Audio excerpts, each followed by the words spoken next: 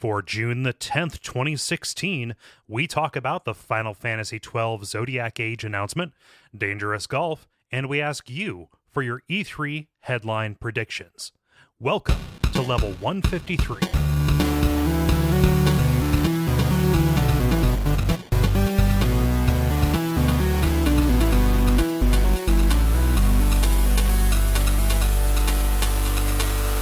My name is Cole Ross. I'm Dennis Furia. I'm David Mysmith. And I'm Ben Merkel. And you're listening to The Level. It's a podcast for people who love video games. Yeah, I don't know if I have any banter. Hey, Dennis, I met your kid.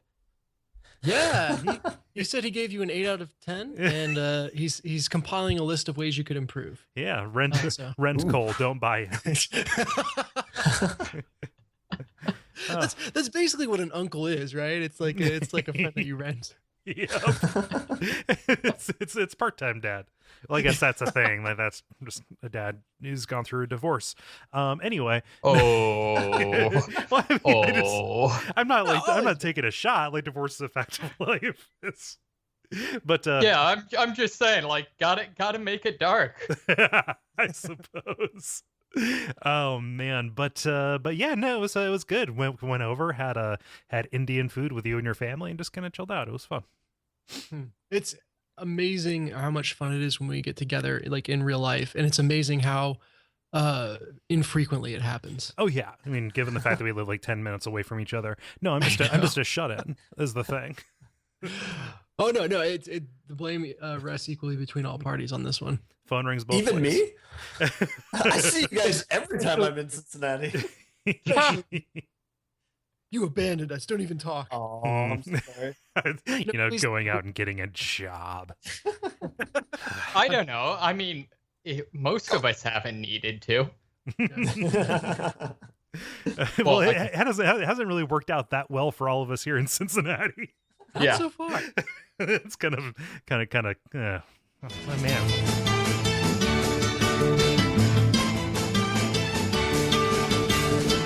So there may or may not have been a break there because of an email that came in, and we'll see. But yeah, no, it's just usual.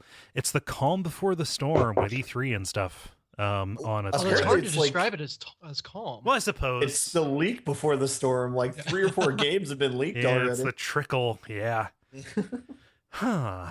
Well, yeah. Good. Yeah. Isn't that like every E3 though? Maybe. Like those games, it has to be intentional, right? Like I'm not gonna go tinfoil hat here, but like all these little leaks that we're getting, they have to be like, okay, we know it's going to be incredibly hard to rise above the din when it's the actual event, so like let's leak this so we can get some like hype going on. No, don't write articles about us. Wink. See, this is just a little bit getting to what would be a more silly answer for this week's multiplayer, but I like the idea of I just imagine Sony's like, arranging to go early in the week and like their E3 announcement just being, The Last Guardian releases today, just to ensure that no one actually pays attention is too busy playing to pay attention to anyone else's releases. That would be a mic drop. Yep. That basically would be collusion, right? Yeah, it's only collusion if you get caught. Don't have good lawyers. I suppose. Well, yeah, let's it sounds like we're champing at the bit to actually talk about some stuff here. So why don't we go ahead and do it? We've got the usual kind of show for you.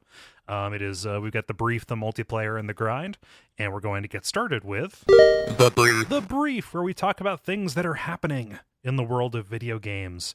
Ben, you loaded the channel with stuff.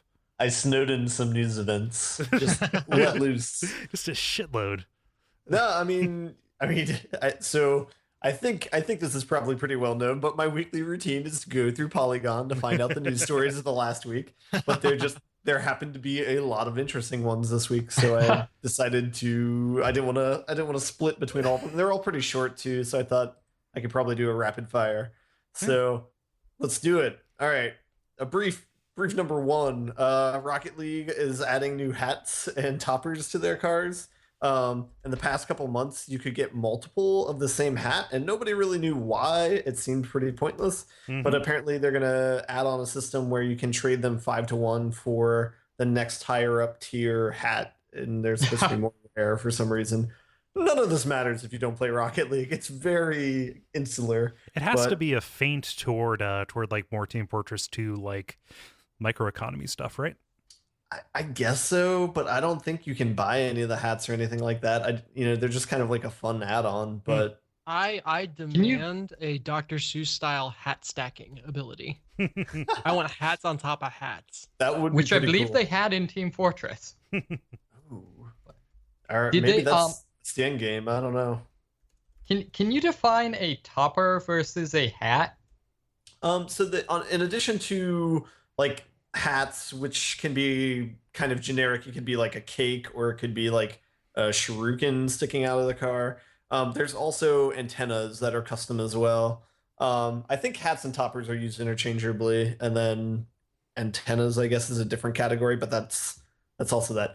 One of the ideas is if you get enough of the collectibles, you can kind of cobble together different like themed cars, and so like you can get like a top hat with a money antenna and money wheels, and then have cash for your boost that like I was gonna say, out I think I'd want money exhaust. That would be Yeah. badass. and that's customizable as well. But I think only the hats are the ones that are going to be able to trade in 5-to-1. I don't think they're doing anything else for the antennas or for the boosts. But anyway, can you get a truck jock strap for your truck nuts? I don't know. I'll keep two eyes out for that one.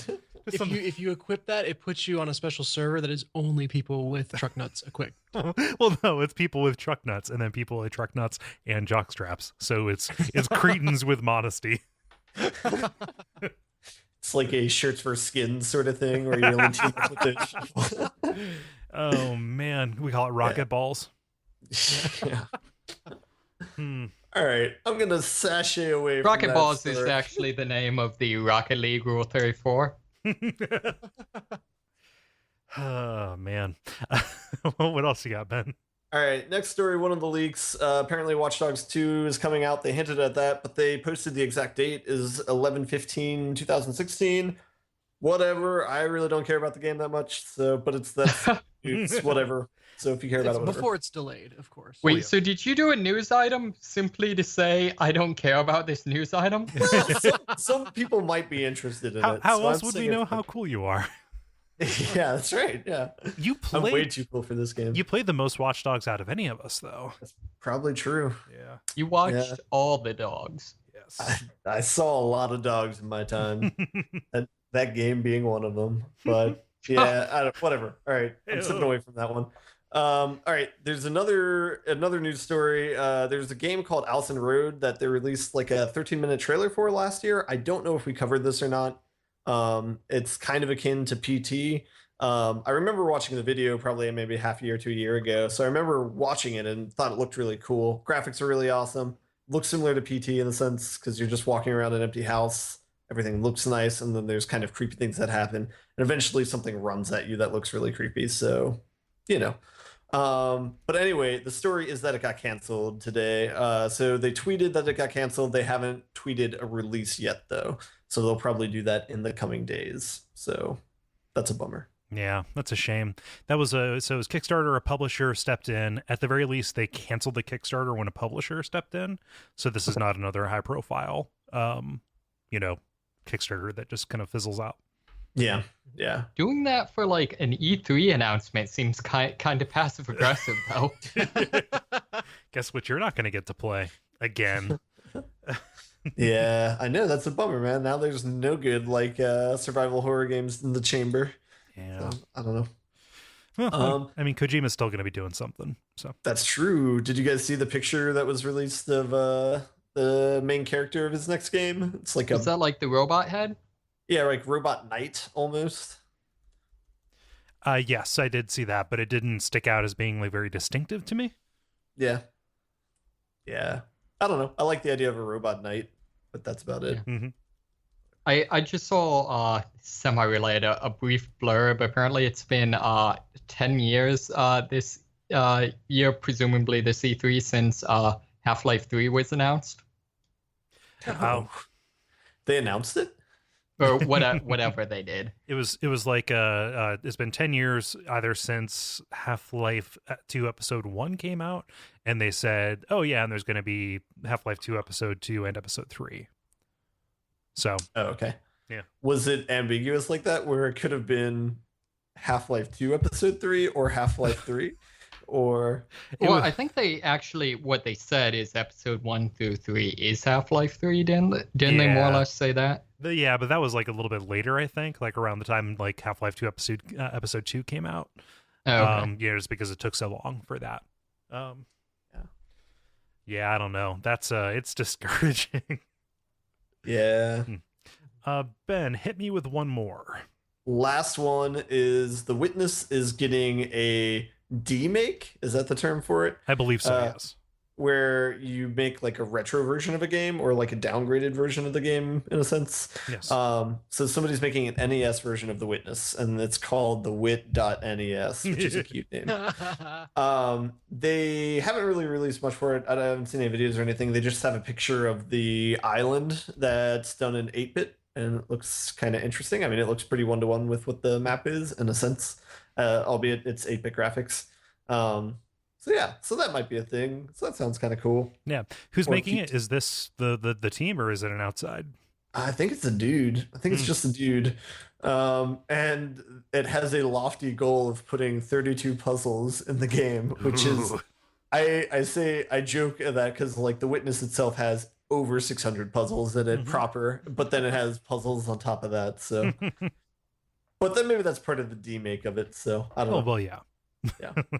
Yeah, the demakes, I don't know that I've ever played one to completion, but they're almost always interesting. Mm-hmm. Yeah. All right. Yeah. That's all I got. I've got another one that's kind of like that. So this is weird that it came out before E3, but Final Fantasy XII is getting a remake, or an HD Which one was remaster. That is the one that is very similar to an MMO. It was the PS2 one that came out in 2006. It's where you could program your dudes to fight. I really enjoy it. It's got its problems, but like I love the world and I like the story of your main party. And I think the combat is real cool in the way that it can be broken. So the idea that this thing is coming to PS4 initially, but it's probably going to hit PC like a little bit later on, maybe. And it's getting the usual like, oh, we're upgrading the graphics and we're making it high res textures and stuff. I think the coolest thing, they say it's going to be high definition voiceover, like audio stuff, which is good because if you go back and listen to the voice samples on PS2, it sounds like NES digitized speech. Rubble. Oh. Yeah. so if they have the original files and they're like, okay, we don't have to compress these to fit onto a DVD, have at you, then that is amazing. Did people like comment on that at the time? Not really. Like that just it was just amazing that there was a fully voiced Final Fantasy at this scale. I don't know, not like fully voiced, like the townspeople didn't have dialogue, but whatever. Like it was legit. It was non-peasants. It was impressive enough, but it was still something that kind of like took away from the experience because everybody sounded like they were talking with aquarium strapped to their face. you know, a filled aquarium, mind you. Yes. So I'm excited about this. I think this is gonna be real cool. The bummer is that it's not coming to Vita. Like we kind of thought back. What's that? Do you think it could work on Vita with all that extra data? Maybe. Huh. I don't know. I mean, maybe the graphics could run. Well, yeah. I trust that they'll do whatever is best, but it seems like, I mean, we talked about the rumor that this was going to be coming out, way back when, like this has been kind of a known thing for a while. It would suck if the fact that they wanted to do the full voicing kept it from coming to the Vita. If they could just put out the like pseudo voiced one and be done with it. I think that the Vita is the reason that it's not coming to the Vita. I mean, it breaks my heart to say it, but like, no, I can't even be mad at you. It's yeah. So like, true. Evs, but yeah, it's like 2017. That's a bummer because it's gonna miss the 10th anniversary. That is bizarre because this is a game that I bought when we were in the dorms. Mm-hmm. So 10 years ago. High five. Yeah. Yeah. High five indeed. Yeah. I always make a fake sound effect whenever someone says that. But well, high five. I guess it's a real sound effect, but well, it doesn't like map to anything. Well, it's just you saying yeah. mm-hmm. David, what you got? Sure. So I'm gonna do a little bit of a Ben thing. Jeez. So first off, apparently the Sound Brewery in Pueblo, Washington, is going to make a series of Mortal Kombat X themed beers. There's going to be a Sub-Zero Imperial IPA, a Raiden Imperial Saison. Not familiar with that. Saison. Yep. Saison. And a Scorpion Imperial Stout. So none of these are apparently beers that I would drink because I do neither stout nor hops. But Saisons are nice and refreshing. They're very. Are they? Yeah, yeah. Okay. They're kind of similar to like a wheat. Oh, okay, I'd do that. So it's like a lager. It's more in that line. Usually that, a wheat, or like a brown is kind of my jam. They missed an opportunity by not calling it come over beer. Does anyone else think that Sub-Zero is way more of a stout than Scorpion is? No, I think that the stout is as dark as Scorpion's soul. Scorpion's evil. I see where you're going with that. I feel like Scorpion should be like a spice porter or something like that. Yeah, well, apparently it is going to be chili and vanilla bean flavored. Comment redacted or retracted, either one. Oh, I mean, just depending on the edit. I suppose. Huh. Yeah, that's I wonder how far this will be distributed. Mm-hmm. They have to have like rights to it, right? Maybe. I don't know if they're working with who owns Mortal Kombat now. I about said Midway, but they're dead as fuck. I know. I kind of like, obviously. I mean, I don't know. Is this brewery anyone's heard of before? Nope. So I kind of hope that this was just some brewery that had the balls to like call them up and be like, hey, can we do this? Permission, forgiveness, all that. Yeah, or they just took the IP and ran. They took the IPA and ran. I can go all night. Like, it's not even a joke. They took the IPA and ran? Yeah. I don't know. Yeah. you had to confirm it just so you like knew whether or not you needed to be disappointed. I was right? Yep. Wait, what? I said he took the IPA and ran. We don't need to drag this through through the blood. That's what I thought, but I wanted to give you the benefit of the doubt. We should analyze this further. So Kole on also in news, All Points Bulletin Reloaded is going to be released on the Xbox One, which I know this is a game I really liked that no one else did. It's cops vs robbers, like open world third person shooter MMO that famously shut down after 3 months. It was also really delayed too. It had like a story development. Yeah, story development. I think from what I've seen, I think a lot of the problem is just it's always had really, really bad monetization. But the actual core gameplay is really cool. It's it's open world, and basically you join up a team, get match made to a team, and then it just will randomly basically assign one villain team to some mission and another just random cop team the mission to stop them. And so it's very much just like it's this open world city, so it's very much just all of a sudden you get this mission and you have to hop in your cop cars and roar across the city to stop these people. It's kind of what I feel like I always wanted. What was it? Battlefield Hardline or whatever to be, but apparently it wasn't. Right, that or GTA Online. Right. So I always felt like it had, it kind of stood on its own, but I think it was just, like I said, the monetization was really, really bad. At least in the reloaded version. Like permanently unlocking a gun costs like $80. Oh shit. Yeah. Like $80 real dollars, not like 80 in-game point dollars. No, they did the whole, like, you could, rent a gun with in-game money or with buying money, and you could rent it for like a day for a certain amount, and then like a week for a certain amount, and a month for a certain amount, and so on. And to do it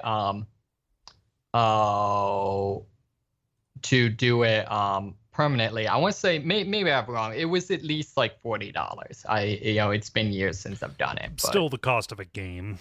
Right, exactly. But yeah, so I don't know, like I haven't played it recently, maybe it hasn't held up, but I would probably try it again. So yeah, this wow, so I forgot that this was the game that contributed to the death of Real-Time Worlds. Oh, okay. Yeah, that's the Scottish developer that did Crackdown. Oh, okay, and that kind of explains, kind of similar looking theme. Yeah, but yeah, love and Crackdown. actually kind of cool story to a degree.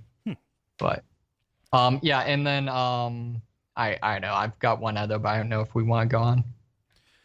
It is running just a little long. Sure, no problem. Dennis, why don't you round us out?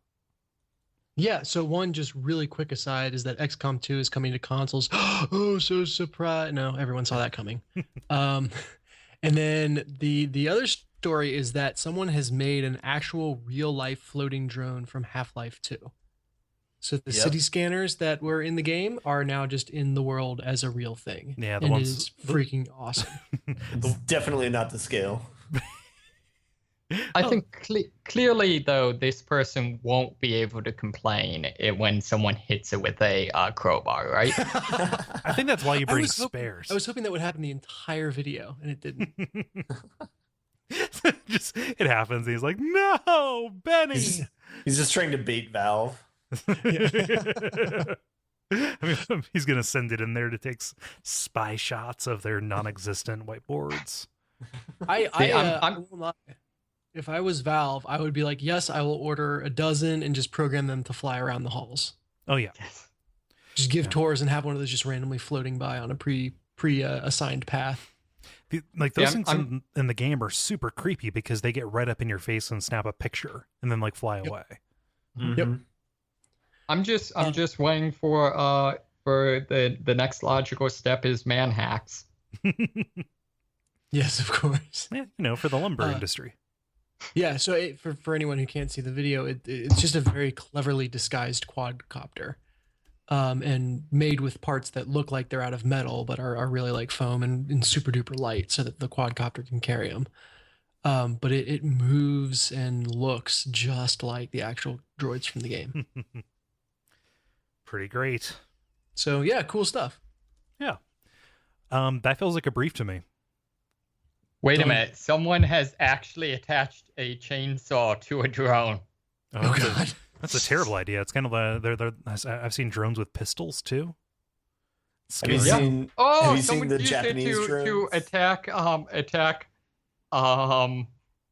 snowmen. That's awesome. Have you seen the Japanese drones that have nets that catch other drones? Anti-drone drones. This is how the war starts. This is the singularity. I could see, if you could figure out a way to make it viewable, like drone combat, I feel like I would watch. It'd just be like battle bots, though, right? Yeah, but flying and none hopefully better armed. They'd still find a way to make wedge bots work. Yeah. Now that feels like a brief. Wait, what's wedge bots? Are you trying to outwedge the other robot? Well, that's like a lot of the robots, wouldn't work if they were flipped over. So a lot of people who were just horrible, instead of outfitting their death robot with actual weapons, would basically just make it wedge shaped and attempt to like drive under other robots. Yeah. I believe that was a design that was pioneered by one Grant Imihara, formerly of Mythbusters. Oh, huh. Yeah. Yeah, it's like the camping of BattleBots. Like, yes, it's an effective strategy, but come on, dude. It's not worked before. Why are we talking about BattleBots? Because it's awesome. Why is it taking us 150 whatever episodes to talk about BattleBots? Now, that feels like a brief to me. Multiplayer. Now it is time for the multiplayer, where we ask you a question and you answer it. Dennis, what is the question that you ask the nice people? Yeah, since it's E3 week, I figured we'd have to do something related to E3. So I'm asking everyone to tap into their inner onion writer. Ooh, that's a tongue twister. And give us the headline that will dominate the internet after the conferences close. Yeah, and I'm going to start us off. So this is a lot of like rapid fire, jokey kind of stuff. So forgive us if we don't do an awful lot of commentary about them. But Roop writes, Kole, yeah, do the reporter voice. What? You do the reporter voice. Roop writes, Disney donates the rights to Monkey Island back to Ron Gilbert. Newsflash. Yes. Was that the reporter voice? Good. Yes, exactly. Okay, there we go. Yeah. Yeah, that'd be nice. I don't see it happening, but it'd be nice. Mm-hmm. Let's see here. Ben, what does Steven say? No Man's Sky is indeed just a game, not the second coming of Christ. So, at this point, can we say that No Man's Sky is the console Star Citizen? Yeah. See, no, because I think Star Citizen, it actually has some gameplay. Well, I doubt that. Have you seen footage of Star Citizen? It's mostly like physics models spinning out in space. It's like the middle section of 2001. Exactly. Yeah, right. Yeah, they both seem pretty goofy, although people have not spent $10,000 on JPEGs of spaceships and start in No Man's Sky. This is true. Yeah. Let's see here. David, what does Derek say? Derek says, The Last Guardian is finally released, and it's okay. I mean, I guess. It's not the second coming or anything. Just in general, unless you hear otherwise, no game is the second coming. Yeah. That would be, kind of a out of left field. Oh, man. Did Jesus. No one expected him in a game. Let's see here. Dennis, what does Brian say? Brian says, these video games had their release dates delayed. You won't believe what happens next. They come out later than usual. Yeah. I mean, it's good that we're already seeing a bunch of stuff get bumped to 2017, though. Like, no, literally, you won't believe what happens next. People send freaking death threats. It's horrible. Well, yeah. Jesus. To be fair, people send death threats for literally everything nowadays. I'm not gonna boys will be boys this. I know you're joking, but oh no, I'm not boys will be boys. I'm just saying shit's gotten crazy. Yep. Oh, it's Thunderdome out there. Crazy. Christopher writes, Frito-Lay's wins E3. I suppose with their chip discs. Damn, there's a thing. I gotta go buy those right now. Yeah, it is a choice between eating them or playing a game. It's chip And discs. since all the games are being delayed to 2017, Fritos by default. We're all going to starve. It's terrible. Wait. So I thought all the games had been delayed to 2016. So does that mean just no games are coming out this year? Yeah, they're shutting down the industry. They're calling a snow day. Our bad, guys. We do. Pack it up. Let us see here. Ben, what does Graham say? Will VR be the next gaming revolution? Now you're supposed to write fake shit, Graham. Come on. Like, that's going to happen. We're not looking for like accurate predictions. Yeah, you got to flip the two words. VR will be the next gaming revolution. Why VR is the next gaming revolution. We've totally spent a lot of money on this, guys. Please have this be the next gaming revolution. Everything sucks now. Someone, please revolute. You mean revolve? Everybody change places. Yeah. Not after the revolution. We don't. You mean the Wii? Yes. The We Don't will be the new system. David, what does Ollie say? And just go ahead and do both of these. Sure. Ollie says, David Cage's claims new game breakthrough is in interactive fiction. Critics claim it's just a DVD of Ally McBeal with button press prompts. That don't do anything. And then Mad Cat's treadmill for all your walking simulator needs. Mad Cat's being the peripheral company. Yeah. Have you guys seen the gaming treadmills that like strap you in like one of those bouncy saucers that you put babies in? Like it like I'm sure it's a cool immersive experience, but it looks so freaking dorky. Yeah, it's like an 8-way. And like back when the Oculus was first like kind of starting out, they were doing some tech demos like here is Oblivion in this, and you can run across the entire world of Oblivion, like with your hands reaching out and your waist pressing up against the ring. Yeah. Little goofy. But yeah, it's totally a thing. I mean, yeah, not serious and cool like wearing that gigantic mask on your face. Yeah, well, that makes me look like a cyber fighter. Yeah. Let's see. I know though. I mean, everyone knows walking simulators need to be like super realistic, so. Yeah, well, you're moving through it and you're considering every detail. Exactly. Let's see. Art, damn it. Dennis, what does Eric say? Brandon? Oh no, sorry. Yep. Crap. Eric says Splatoon sequel announced. Nintendo makes no improvements to online support. Sounds like Nintendo to me. Yeah, that's they're going to talk about Zelda and then just actively talk for the rest of the time about how they've done nothing else. They'll talk about all the opportunities that they had to do something helpful and passed on. We're going to call a mulligan on this one, guys. Yeah. We get a rain check on the games. Franz writes, From Software to develop a Candy Crush sequel.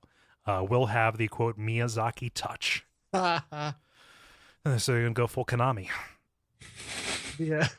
The emphasis. To be fair, wasn't that what Slashy Souls was? Yeah, that sucked. So bad. Oh. It'll have the Miyazaki touch and the Miyazaki swipe. Miyazaki didn't have anything to do with Slashy Souls, though. Not that it would make any difference, because the Miyazaki touch is a myth. It contributes, but it is not everything. Shut up, nerds. Anyway, let's see here. Ben, what does David say? David says, Bethesda announces Elder Scrolls Skyrim Remaster with console mod support. Note, I don't think Elder Scrolls 6 is ready yet, but this would be a quick and profitable stopgap. Oh, sure. Same thing again. I wonder when they're going to get to the point where they do a remake thing, because I could see Elder Scrolls 6 kind of taking place in the remains of the blasted out crater of Morrowind. Dude, we just did a story about how Final Fantasy XII is coming back. Yep. It's remake central. In POG form. Oh, are you talking specifically for Elder Scrolls games? Yeah. Oh, okay. Sorry, missed that. Yeah, No, specifically. if the next Final Fantasy took place in Morrowind, I would buy the hell out of that game. Yeah, I'd be curious to see the decisions that go into making something like that, actually. David, what does Sam say? Sam says Half-Life 4 release date. They're pulling a Frog Fractions, too. Dennis, what does Mikhail say? Mikhail says, new hardware offers immersive experience, says platform owner. Yup. Yeah. Guys, get ready for so much jargon.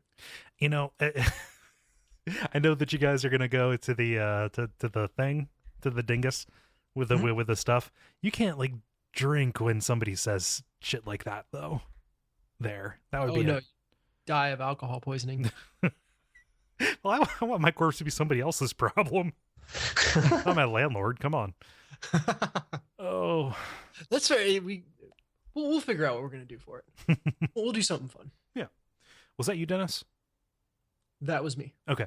Allison writes, who cares about E3 when we could be playing all the hot new Wii U release? Sorry, when we could be playing the hot new Wii U release, B3 Game Expo for Bees.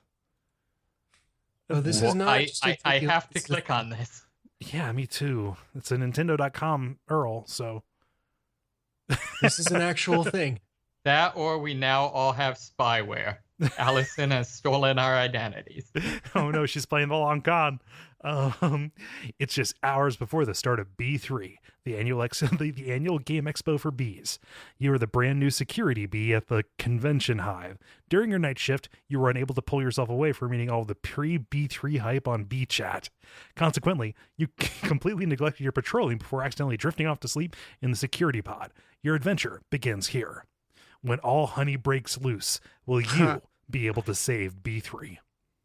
This is a horrible game because, I mean, if you're a security bee, then, biology says when you do your job, you end up dead. Maybe he does his job by dancing. He does the stay away dance. Nope, I'm watching the trailer. He does his job by shooting. Well, no, he just got a bunch of friends that he's killing. Steve, yeah. I'm going to save B3 by killing you.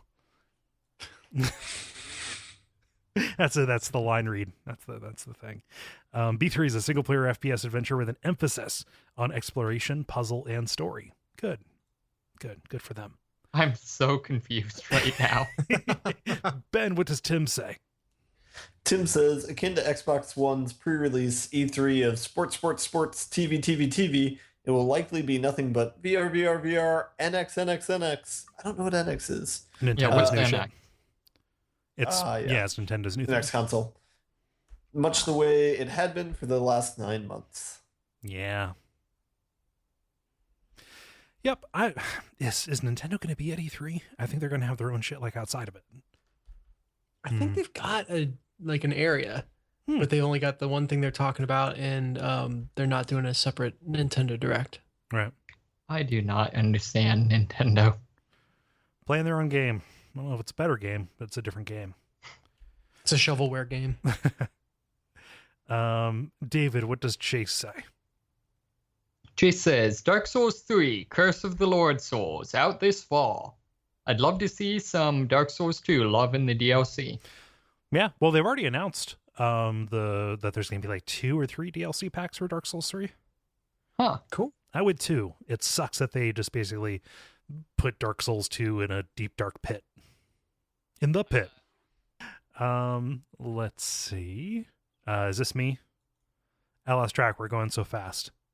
Gus says Nintendo will announce the GBA lineup for the 3DS Virtual Console and for all 3DS models, not just the new 3DS. Fingers crossed. Yeah.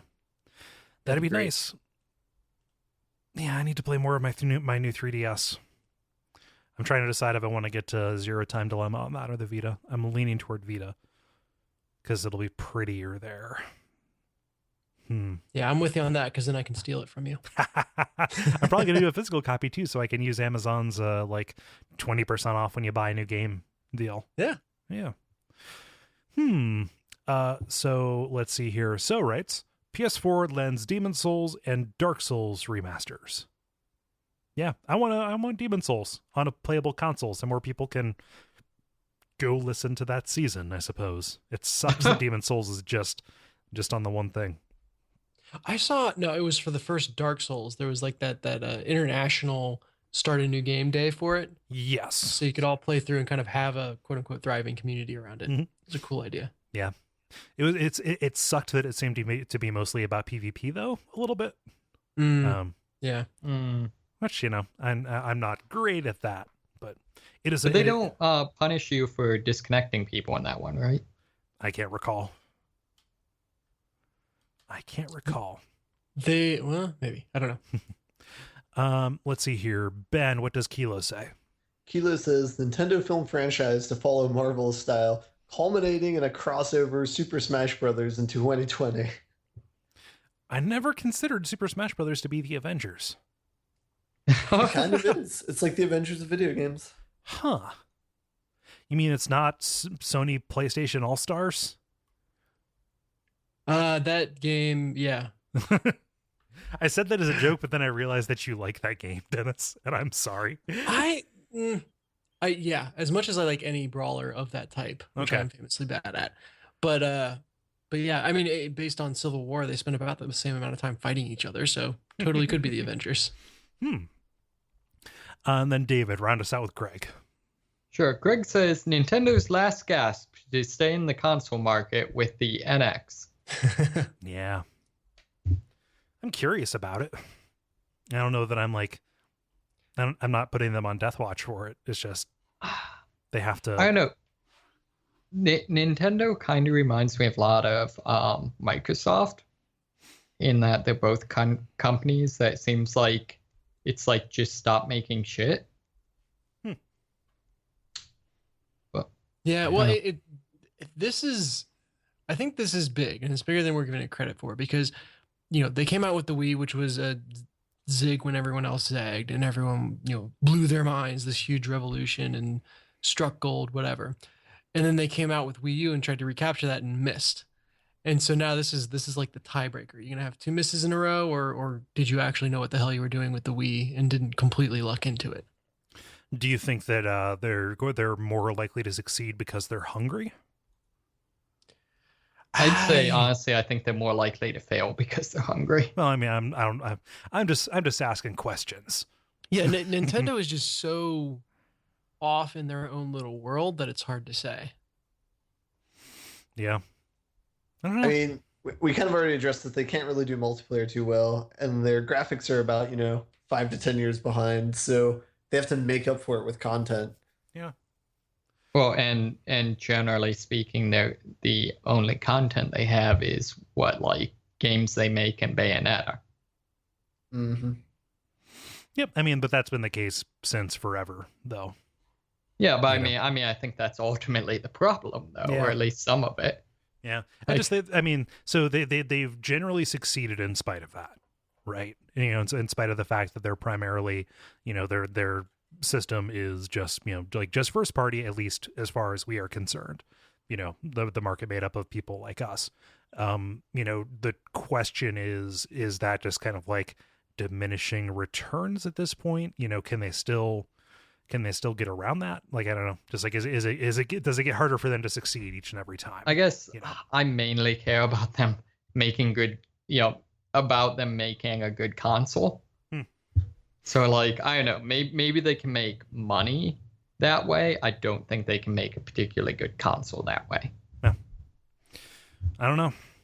Good is different. Yeah, so thank you everybody for writing in. If you want to participate in these in the future, go to facebook.com/thelevelpodcast in order to check for those. They generally go up on Tuesday afternoons, and we appreciate everybody who chimed in. The grind. Now it is time for the grind, where we talk about the games that we have been playing over the past period of time or so. Let's see here. Who wants to go first? I can jump in. Go ahead, Dennis.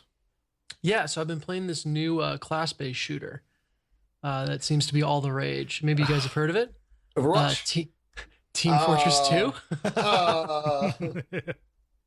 What? It came out within the last decade. Just barely. 2007. You should feel standard at work. You should feel bad that I'm just now playing it, or that I'm playing it, period. I don't know. Let's pick your reason. Yeah. We should all feel a little bad. Just in general. I don't know. Everyone was playing Overwatch, and I don't have a machine that can run Overwatch. And I was like, well, I'm feeling like a class-based shooter just because, I want something Overwatch flavored. Yeah, I want the cheap knockoff. That's what's in the water, Yeah. It's not a cheap knockoff. It's the original, like Overwatch. It's the iteration. It's like what follows, but yeah, I want white label Overwatch. But so it scratched that itch for sure. So this is your first time playing Team Fortress 2?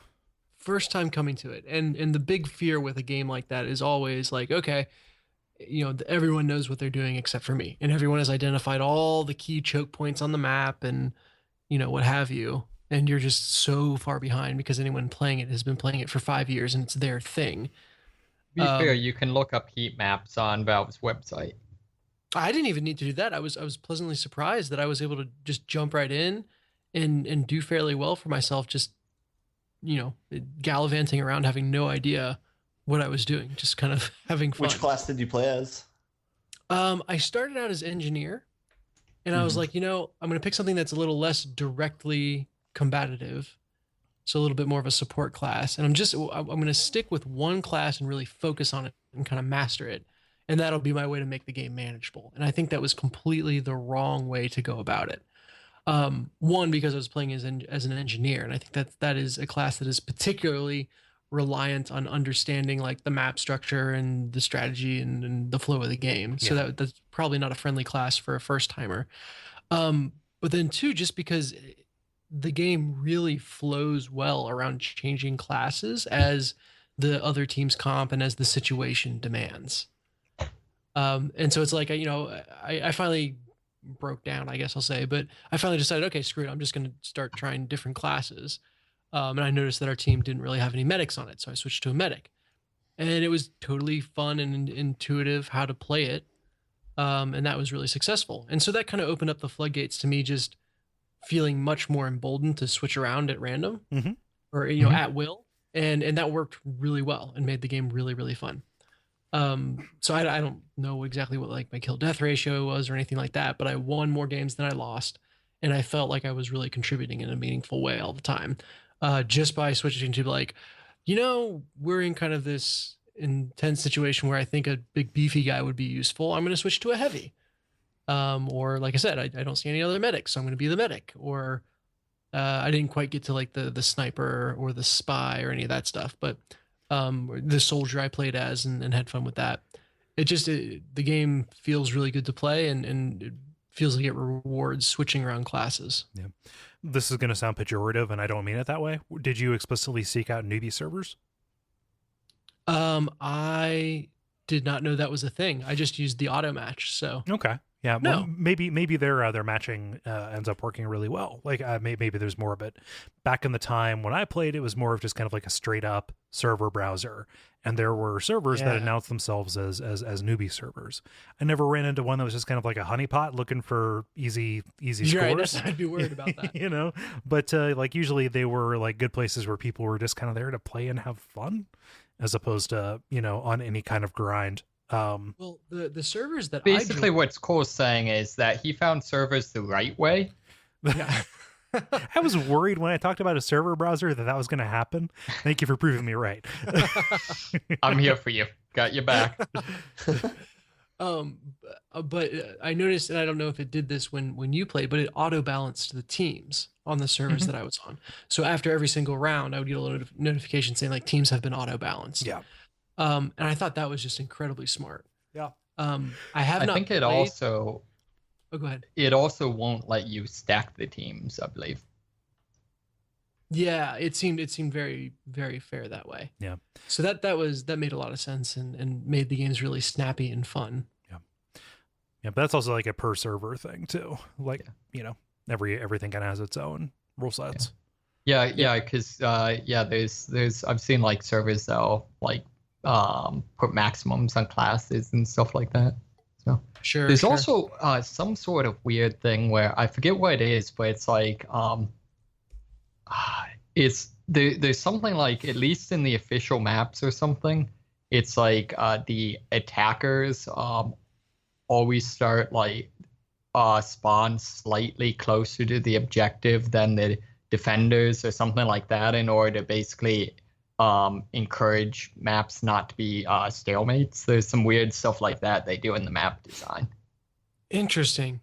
No, the maps that I played, the defenders always had a minute to kind of get set up at whatever objective before the action started. So it was kind of advantage defenders in every map that you played. It's interesting you bring up the official maps. Because all but one of the maps I played were, at least had the label community created.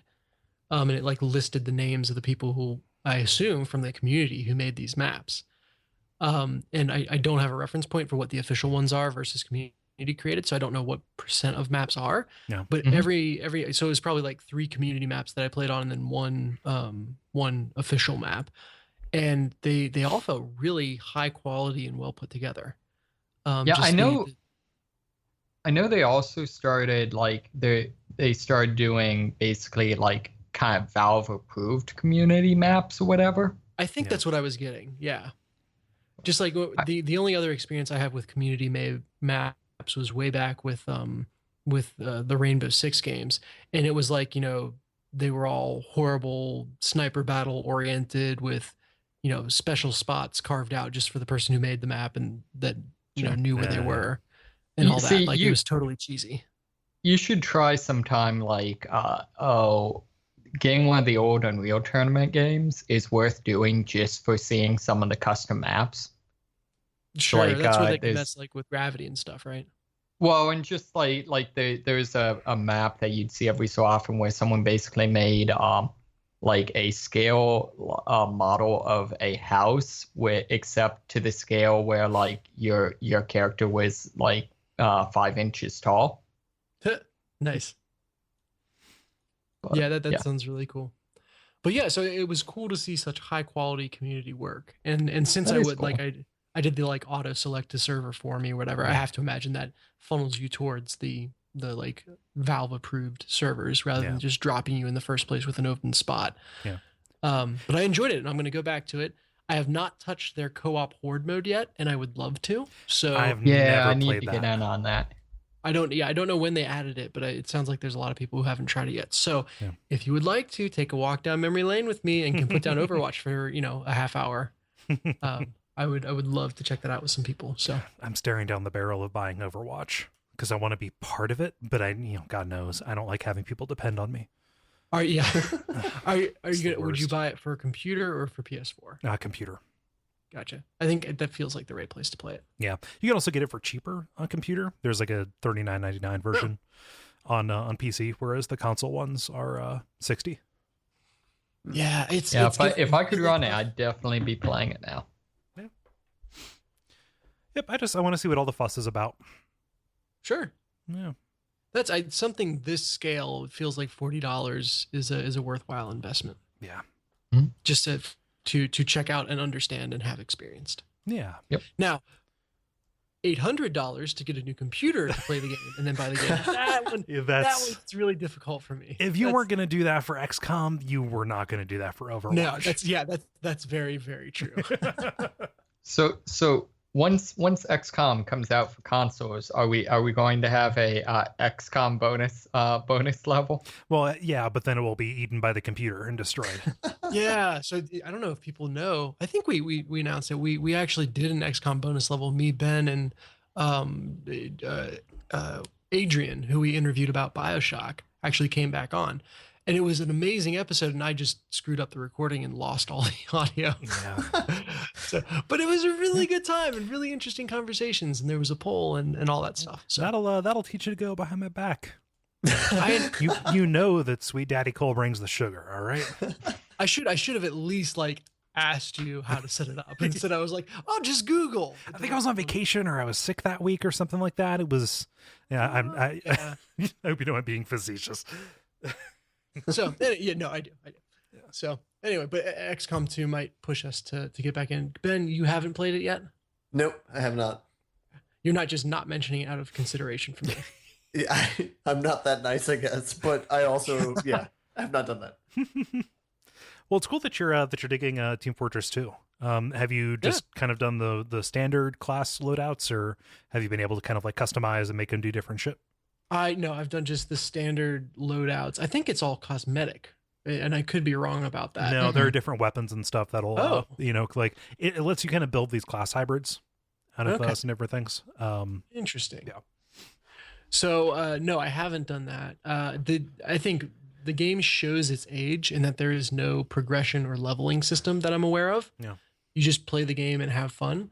And it makes me a little bit sad how dependent on that kind of RPG-esque system I've become.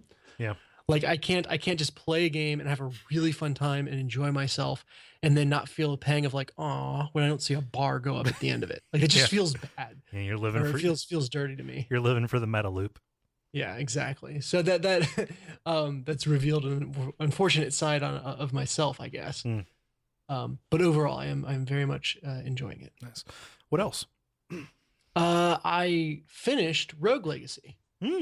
So I stalled out literally about halfway through. I'd beaten 2 of 4 bosses and then stopped playing. So I just ducked back in, and I think the reason I stopped playing is I got tired of the grind to upgrade my character to the point it was viable to finish the game. And so after having taken a however many month break from it, I was able to do a couple, straight up just farming for gold runs. Had a lot of success there, which meant I could upgrade my character to the point where I could just take on the bosses. And once you're upgraded enough that you can just go straight to the boss area and not worry about getting more money, it significantly speeds up the end of the game. Not in a bad way. I'd kind of seen, I knew the grindy side of Rogue Legacy. So I was very happy that I was able to get back through to the final bosses and finish it out. Good. I will say finished instead of beat because the final boss does have a second form that just feels like the one time I got the second form. Like it was really hard to beat the boss. And I was like, yay, I did it. And then it's like, oh, wait, I'm going to come back as even worse now. And just flooded the screen with projectiles that I have no idea how I could have dodged. Yeah. And I instantly died. And I was like, well, screw that. I feel closure on this now. I'm finished with it. Yeah. They pull the old FTL rug yank. Yeah, exactly. So I got through the big door that you see every time you go into the castle, and that was enough for me. Nice. Beat the guy behind it, and that was enough. You're playing that on Vita, right? Oh no, I was playing it on Steam. Oh wow. No, so I could stream it. Okay. Yep. Neat. So scratched the roguelike itch. I scratched the class-based shooter itch. I'm just going through and scratching itches, guys. You're just tracing your Jones. You should have that looked at. Yeah. Do you stream through Steam or do you have a program to stream? No, I use OBS. I was not aware that Steam streamed. I don't think it can, but I wasn't sure. I wanted to give you the benefit of the doubt. It's OBS. Yeah. All right. Yeah. Neat. That's me. Cool. I'm going to throw in with mine. So continue playing Steins Gate, and my thoughts still remain. I'm getting into the endings, and those are pretty cool. First one I got was really dark, darker than the rest of the game had been up to that point. So that was a little bit of a rug yank. But yeah, I'm still kind of jamming on getting it finished. It's kind of taking the place of my evening reading right now, which makes sense. It is a visual novel. Yeah, I was gonna say you replace your reading with reading. Yes. But let me see here. The actual thing I've been playing besides Steingate has been Dangerous Golf. Oh, yeah. I've heard of this. So this is a game that is made by a studio that is composed of a bunch of ex-Criterion people. Criterion being the team behind the Burnout games. Specifically, a lot of the Burnout games that had kind of the crash modes where you were trying to do as much damage as possible on the roads. Now, this takes that same kind of principle and applies it towards golf in an enclosed space full of a lot of expensive objects. Oh yeah, like the This image sounds I'm like looking a at golf is- game I might actually play. It's funny that it's themed after golf because it has very little to actually do with golf aside from the fact that there is a golf ball and a tee. Like there's, there really isn't a par. There really isn't really any shot control. You're just kind of picking a direction and kind of picking a speed. Like there is you have like a brake and an accelerator almost. So like if you hold the brake, you'll do like a drop shot. And if you hold the accelerator, you will just going to do this really like low straight kind of power drive almost. So the loop goes like you kind of load into this like little mini mission where you're inside this room that is kind of made up of a bunch of like Unreal 4 physics objects. And it says like, hey, here you go. And the name of the mission in kind of a fashion that's kind of a little bit like a little Inferno. The name of it is the hint for like what you're going after. And you tee off and you get that one hit, and that's just kind of like straight up, you hit it and it goes the direction that you hit it, and bounces around wherever it rests. If you do enough like money's worth of damage, then you enter something that's like the super blaze mode or whatever. It is inconsequential. But that is like you charge up your golf ball into like a fireball, and you hit it, and whatever it hits explodes. And you have the ability to kind of like influence the flight path, so you can steer it, and the length of time that the ball can fly, and is charged up is related to how much damage you did on that first hit. And then after you do that, you have to hope that you are able to get it into the hole. Because you can highlight the flag and then get it in there. There's like an awful lot of like auto aim. Like I've made some preposterous shots, and I know I'm not good enough to actually do that. So I think that like they're being really generous. If you don't make it into the hole at the end, you still get like a score, but your score is cut in half. So you're not going to like trip the threshold to get like a gold, silver, or bronze medal. Gotcha. It looks like you can control the direction of the ball while it's flying. That is if you are in like the Super Smash, like this is a fireball kind of thing. That. Okay, gotcha. Yeah. And it's a little bit awkward. Like you kind of have to steer it. So this is a weird thing. It's a pretty visually impressive game. Like in a technical sense, a lot of it looks like, oh, this is like Unreal Asset Store kind of stuff. But like whatever. However, the system requirements are kind of high. Like my graphics card is right on the lower end. On my PC, and I was like, well, I'd like to get this on PC if I can, because I like having stuff in my Steam library. However, it caused my computer to crash, so this is the first time I've had to use like it would run for a little bit and then it would just crash, and it's like, well, that's a bummer. So this is the first time I've had to use Steam refunds, and that went fine. Oh wow. Yeah, but I bought it on PS4. Like I would feel terrible like if I got this game, played it for a half an hour, and I was like, I like the game, but it just won't run. Like I just went and bought it on PS4. Gotcha. Yeah. So like it's cool, when you are like, when you make a good, like when you get a good run, when the game is in motion and stuff is kind of like falling over, it's very, kinesthetically satisfying in the way that like Burnout is when you are kind of doing the aftertouch to like run into more cars and things like that. Like nobody would claim it's the smartest thing or is even trying to be like very complex. It feels very shallow to me right now, and maybe it's just because I'm not like seeing the meta layer on top of it, because there are like little achievements you can get for like finding hidden stuff in the levels, and there are like special smashes for each of these individual like challenges and things like that. And it is a pretty game, and it seems like there's an awful lot to do in it. I think my biggest problem right now is that even though it's the most fun when it's in motion, it stops way too often, kind of like golf. No, I mean like there's a loading screen to get into the match. If you like botch it and you restart, there's a loading screen to go back to the main menu. There's a loading screen for the main menu. And I thought like, oh, this is just my computer. It's at the low end of the specs. It's trying to put whatever. But then I put it on the PS4 and it was still the same. Still the same problem. And it's like, I kind of literally just want to be in the fireworks factory. And it's not letting me be there. Weirdly, is one of the levels the fireworks factory, because that'd be pretty awesome. I mean, it'd be pretty cool. I would not put it above the game or below the game. It is the kind of thing I would expect from this game. However, like just everything blows up when you hit it. I wish it was faster, because I really just want to like see shit explode, and it kind of runs counter to the structure too, right? Like it's a little bit like an Angry Birds kind of thing, where you have like, it's like a physics thing, you has the stuff set up and you're just kind of trying to knock down as much of it as you can. And it's structured like a mobile game, like where you just have like these little miniature challenges, and instead of having like stars, it just has these medals and stuff. But like it is structured like a mobile game that has as much friction as possible between kind of these attempts, and that's a real bummer to me. This feels like a game that would benefit heavily from just a cheat code to make you not have to worry about all that stuff. Like set it low graphic settings, give it a cheat code to just make your ball like infinite speed and indestructible, and then just go to town. Yeah, just the load screens were like half as long. It would I feel like it would be less of a bother, but right now it's just kind of it's getting in the way of my and I hate to say that like what amounts to maybe 5 seconds, at a crack is like getting in the way of my enjoyment. But like the rounds are so short, like it's literally like 3 strokes and you're out.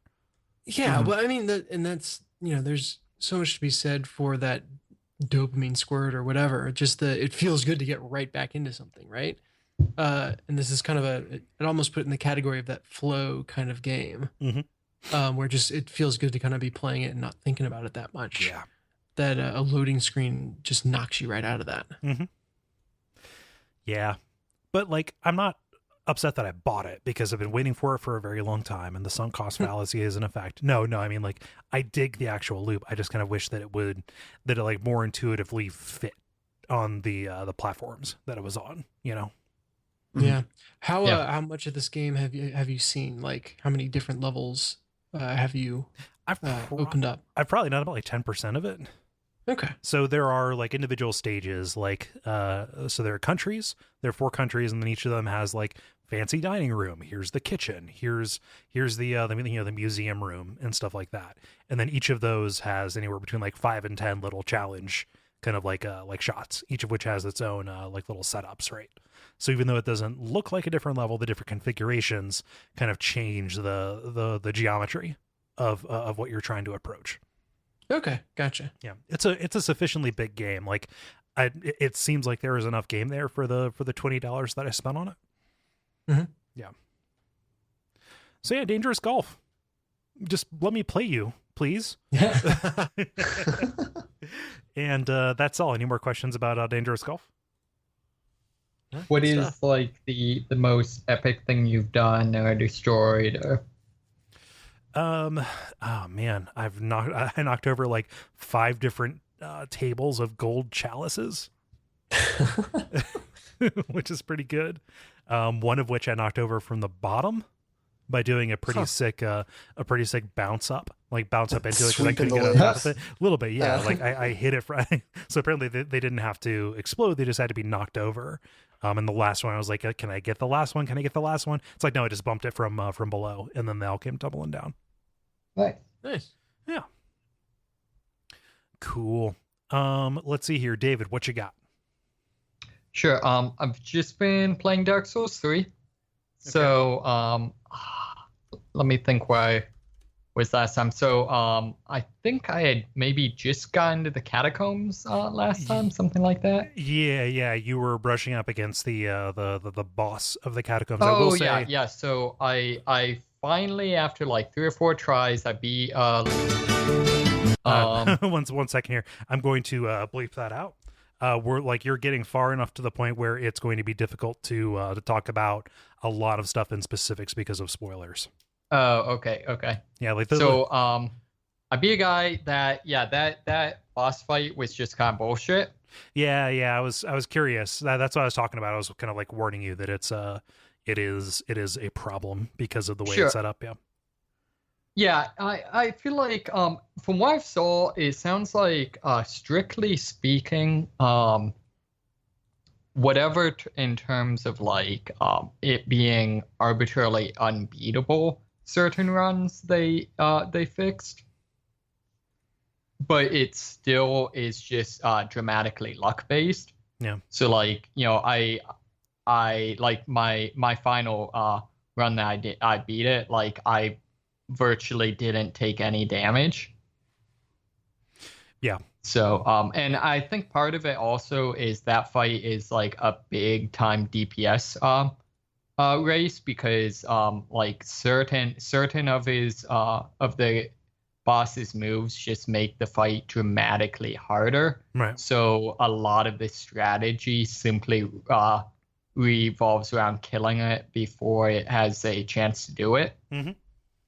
So I don't know, like overall, I think it's too bad because I think in terms of like the scenario and the the visuals and stuff like that, it's actually a pretty cool boss. Oh yeah, the theming is amazing. Yeah. So and overall, like I felt like that was that is a pretty cool level overall. Mhm. Got through that, and then Yeah, after that is Irithel. right, and so I got through Irithel. If you can't say what comes after Irithel. I'm sorry. Okay. I mean, can I say I'm in the dungeon, or is like the dungeon? The dungeon is fine. The other way out is. See, not. I haven't explored that. I haven't explored the other way that much. Okay. Yeah. Don't. If you go the other way, don't talk about it on anything. Okay. Fair enough. So What about So, bonfire-side yeah. chat? Well, I mean, when we get there, that is. Yeah. No, not even there. Even acknowledging the It's something existence to of keep what for yeah. yourself. It's deeply intimate and personal, and just sharing it with anyone takes away from it. Yep, it's like floor 13. We just skip over it. Yeah. So you've gone into the dungeon and you've gotten to Latria Part 2. Yes, I didn't play Latria Part 1, so It's a Demon Souls level. yeah. So that area is just kind of bullshit. I know, like I think it was a combination of like the enemies that drain your health are just kind of really annoying and difficult to deal with. Wait, And don't all the level enemies drain your itself- health? Huh? So wait, don't all enemies drain your health? There's I don't know what spoilers. There's enemies that basically, as long as you're in their line of sight, your maximum health decreases. Yeah, and when they die, it takes your actual health with it, so your maximum goes up, but you're still very weakened. Huh. And so it's like from I've invested fairly heavily in health, and I'd be like from full to empty in like 5 to 10 seconds. Yeah. Well, because So, there are so many of them too. So like that whole stage is about figuring out how to either like deal with them or get past them as quickly as possible. Well, yeah, and that was the big thing is like the final area of it. There's literally like 10 of them, and it just turns into like basically you shoot them with an arrow, hide around a corner, and gank them before they can turn to look at you. Yeah. Like it's just and like I said, just the level itself. And this is actually I listened to the first part of your the bonfire side chats, kind of your first impressions, and one of the things you mentioned is just kind of the structure of the game makes it very, very tiring. Yeah, it is a long road. And yes, and I feel like I know, like there's been a couple of things where it's just like this one and Irithel just have a lot of very unpleasant things you have to deal with. This is a convenient point though, because you can actually go the other way and make a little bit of progress. Okay. It is one of those inflection points, like the choice between Cathedral of the Deep and Farron's Keep. That like, okay, if one is too much for you or if it's not to your style of play, you can go to the other. Okay, well, I mean, I just got to the place after the dungeon. Okay. And I don't know, like some shit's going down, but I haven't figured out what yet. That is Dark Souls in a nutshell. Yeah, it really, like, this is one of the thing where like I kind of wish I'd played one of the other games just so I could had a better scale of like I could better calibrate my scale of like shit is happening. Is this normal? Yeah, exactly. Yeah. So like for example, like the area I'm in is apparently just filled with gold, and I don't know why. Yeah. But yeah, so that was interesting. The person who designed Irithel's sewers can go fuck themselves. Yeah, but the person who designed its skybox can go friend themselves.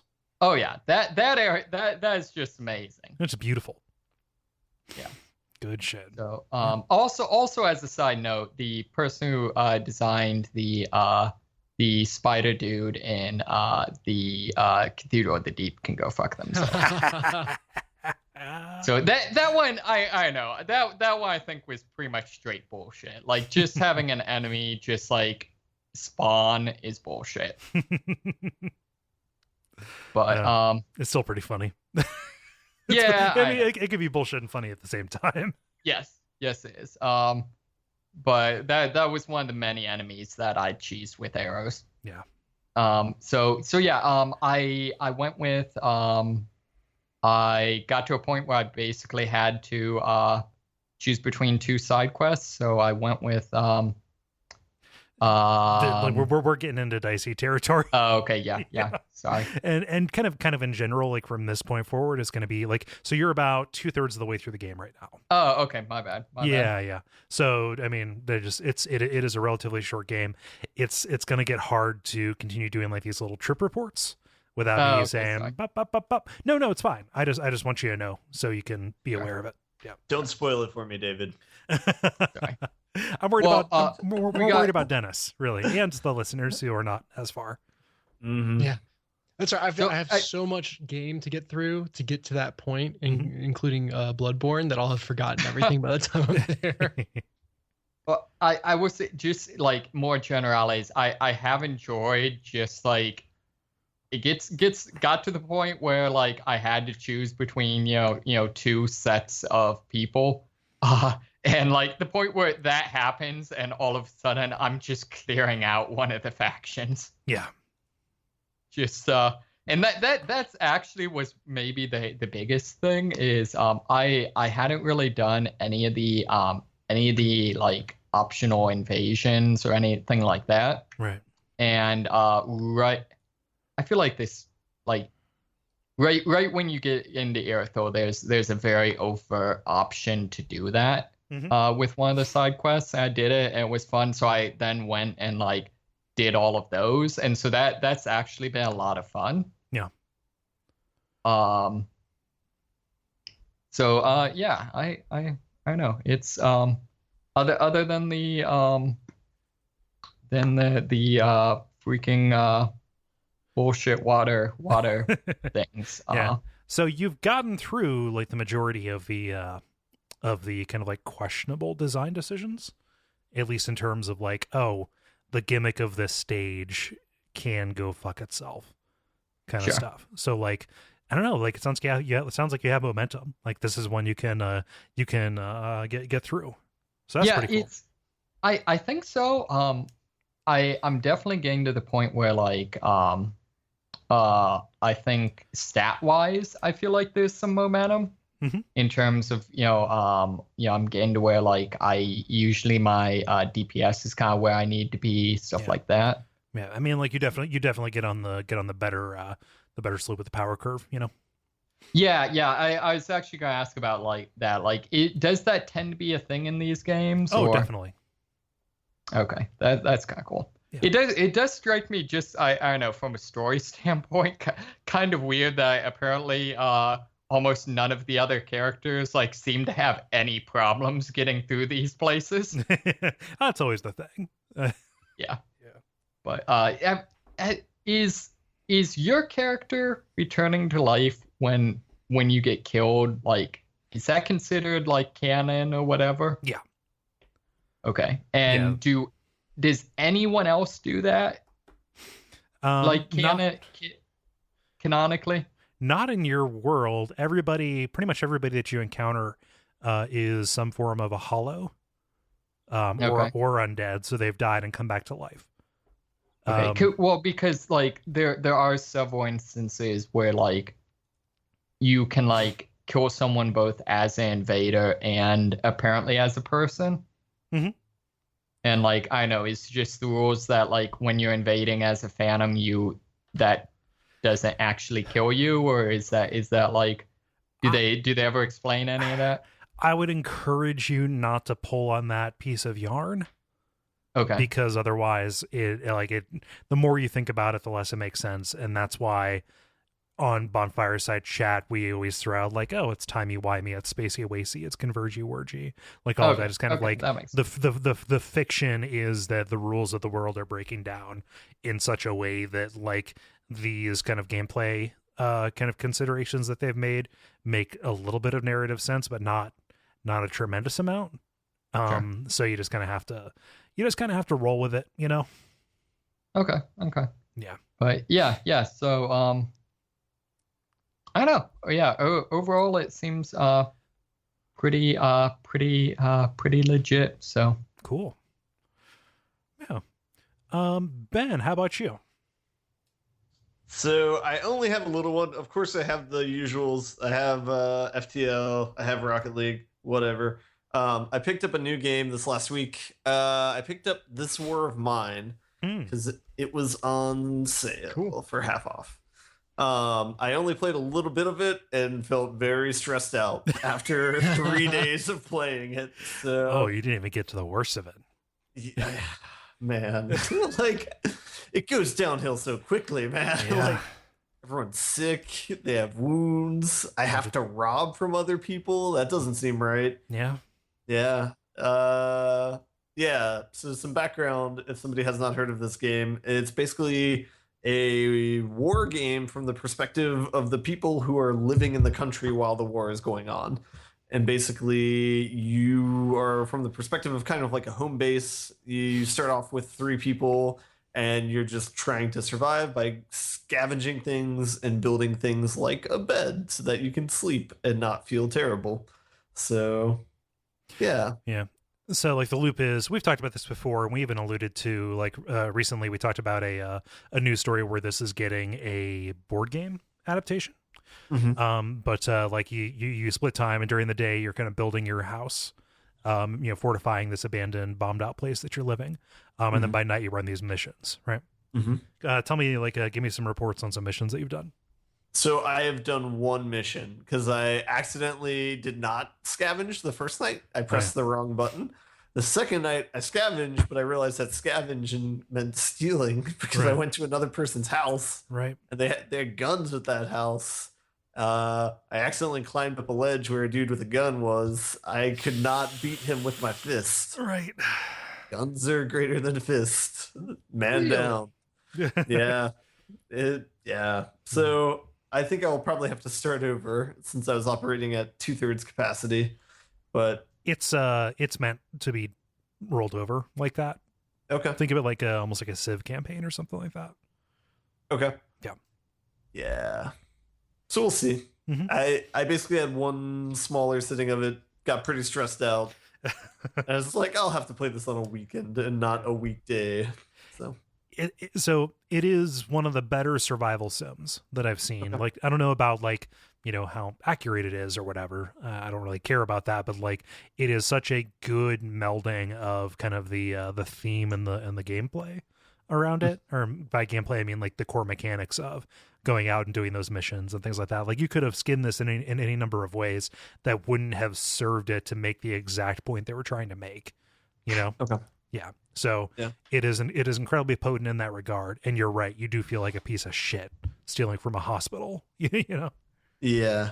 And like one of the options, every night you basically assign your people to different tasks. And so they can either scavenge, they can defend your house, which has kind of bad implications with it, where it's like, oh, eventually people are going to try and break in and kill me. Yeah. Or you can sleep. And so most of your people don't even sleep. So it's like Oregon Trail, and every night is a river.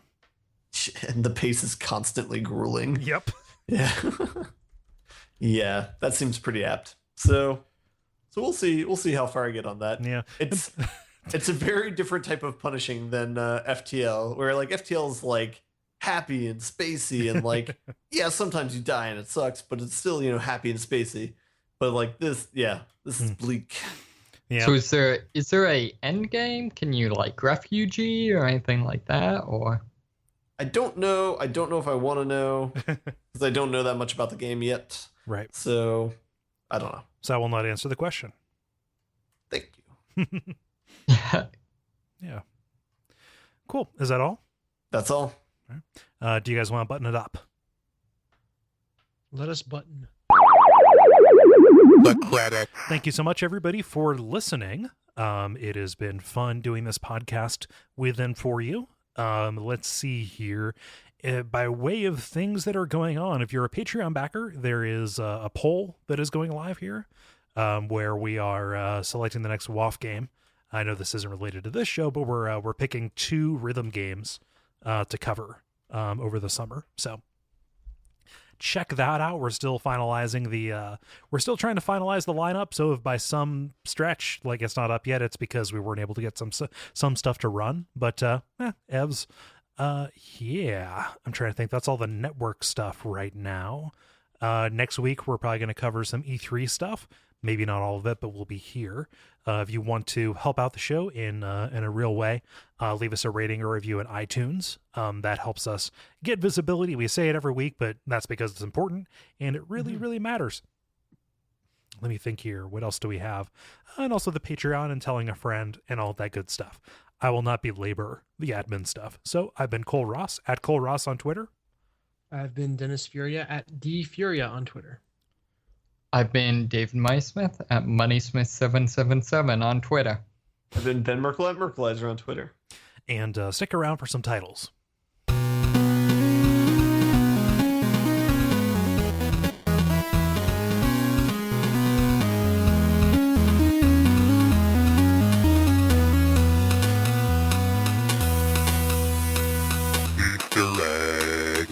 All right. Anybody have ones that they caught and captured? Yes. So I have. Oh, go ahead. I had, I believe it was Cretans with Modesty. Owls are just cats in the sky, or owls are just cats of the sky? Of the sky. I think that maybe we I need to check and see. That may have been something we talked about off the air. Mm-hmm. Okay. Similarly, wipe my face with an owl. Living for the meta loop, and the FTL rug yank. Okay. That's good. I had rocket balls. Cats of the Sky as well. Okay. And then Digijesus. And then what? Digijesus. Digijesus. Yeah. Ben, what you got? I got two that haven't been said that are kind of weird and out of place here. I got Shut Up Nerds. That would make so many people angry. And then what do you mean? You don't think you guys are nerds? And then I have one that says, "You should feel bad." Apparently someone said that at some point during the episode. Okay. I kind of like that one, actually. You should feel bad. I like that one too. I've captured a lot of Cole's anger this week. I like You Should Feel Bad as well. I also had Credence with Modesty, and that's what I was going to back until you put in You Should Feel Bad. And then also I have Every Night is a River. Is that a reference to something? No. Or? I just like that word. Like it applies to this war of mine in a real way. Okay. Yeah, I think I want to back You Should Feel Bad. You don't like Shut Up Nerds? There's something about this time of year where I antagonize people, and I just don't want to do that right now. Fair. It's not even election season. Oh, it totally is. Is it? Yeah. I'm pretending it's not even election season. Literally this is actually this whole hacker camp is actually my strategy to not be in a swing state during election season. Out later, boners. Yeah. So any objections to You Should Feel Bad? Okie doke. I mean, not as a type.